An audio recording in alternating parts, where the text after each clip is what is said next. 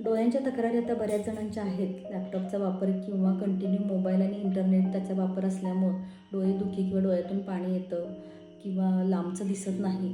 तर अशा वेळेस तुम्ही डोळ्याचे ॲक्युप्रेशर पॉईंट आहेत आणि त्यांनी बऱ्याच पेशंटना माझ्या रिलीफ आलेला आहे आणि बरेच पेशंट ते कंटिन्यू ट्रीटमेंट करत आहेत. तर आपले ॲब्रोज आहे, ॲब्रोजचा हा जो सेंटर आहे ह्याच्यावरती तुम्ही क्लॉकवाईज 1 मिनिट मसाज करायचा आहे आणि त्याच्यानंतर हा जो जॉईंट आहे, जॉईंटची हे जी बोन आहे त्या बोनवरती तुम्ही बोट ठेवला की जॉईंट लक्षात येईल.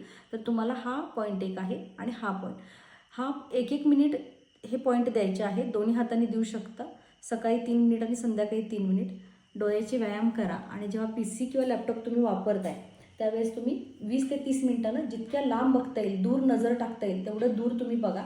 30 ते 40 मिनिटानंतर थोडा वेळ 1-2 मिनटं ते 1 मिनटं बाहेर फिरून वगैरे किंवा तिथल्या तिथेच ऑफिसमध्ये तुम्ही उभं राहून बाकीच्या गोष्टींकडे नजर